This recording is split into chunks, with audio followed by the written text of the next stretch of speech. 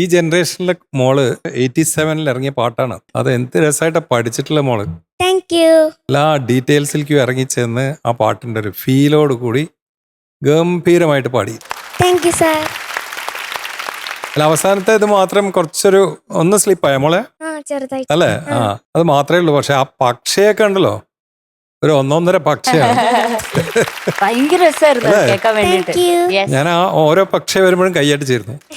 ബ്യൂട്ടിഫുള്ളായി മോളെ. അത് അത്രയും രസമായിട്ട് മോളെ അത് ഇൻകോർപ്പറേറ്റ് ചെയ്തു എന്നുള്ളതാണ്. അത് ഒന്നും പറയാനില്ല.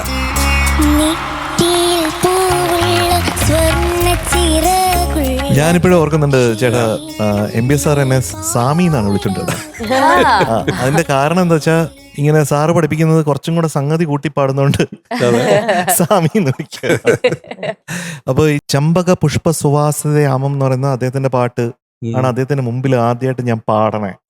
അപ്പൊ അതില് കുറെ സംഗതികളൊക്കെ എന്റെ വകയായിട്ട് ഇട്ടപ്പോ പകലിയ അവനോട് സംഗതി ഇവൻ താ സാമി അങ്ങനെയാണ് നാനേ അറിയാ സംഗതി പോട്ടിരിക്കുക അതോടെ പോടുறாரு അവര്.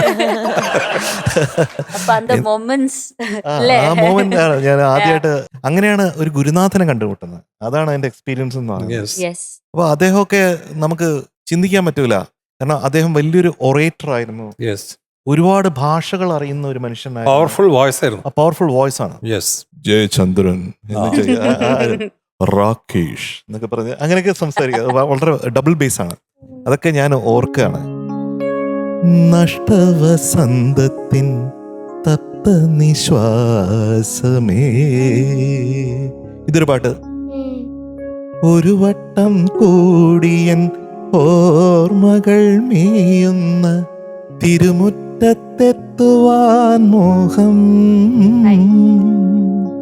എത്ര എത്ര പാട്ടാണ്. ഒരു ഡിഫറെന്റ് റൂട്ടാണ് അല്ലേ? ചൈത്രം ചായം ചാലിച്ചു നിന്റെ ചിത്രം വരയ്ക്കുന്നു,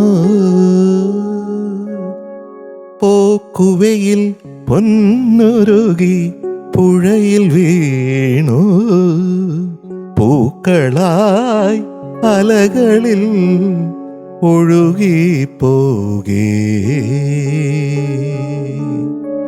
ഒഴുകി പോകേ.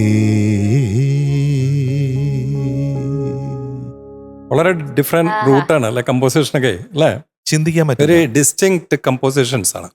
ആർക്കും തൊടാൻ പറ്റൂല, അങ്ങനെ ഒരാളാണ്. അപ്പോൾ ONV സാറുമായിട്ടാണ് അദ്ദേഹം ഏറ്റവും അധികം പാട്ടുകൾ ചെയ്തത്. അപ്പൊ ആ കോമ്പിനേഷനിലുള്ള ഒരു പാട്ടാണ് നമ്മുടെ കുഞ്ഞു പാടിയത്. ചേട്ടൻ പറഞ്ഞ ഒരു കാര്യം വളരെയധികം നമ്മൾ നോട്ട് ചെയ്യേണ്ട കാര്യമാണ്. ഈ കുഞ്ഞുങ്ങളൊക്കെ ആ കാലത്തെ പാട്ടുകൾ എടുത്ത് അതിന്റെ ഭാവം ആണ് ഇവിടെ കൊണ്ടുവരുന്നത്.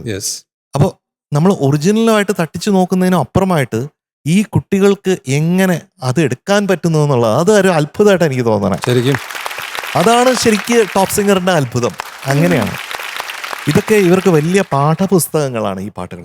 ഈ പാഠപുസ്തകങ്ങൾ ഇവർ പഠിച്ചു വരുമ്പോഴത്തേക്കും നാളെ ഇവര് എത്താൻ പോകുന്ന ഒരു ലെവൽ എന്ന് പറയുന്നത് നമുക്ക് ചിന്തിക്കാൻ പറ്റാത്തതാണ്.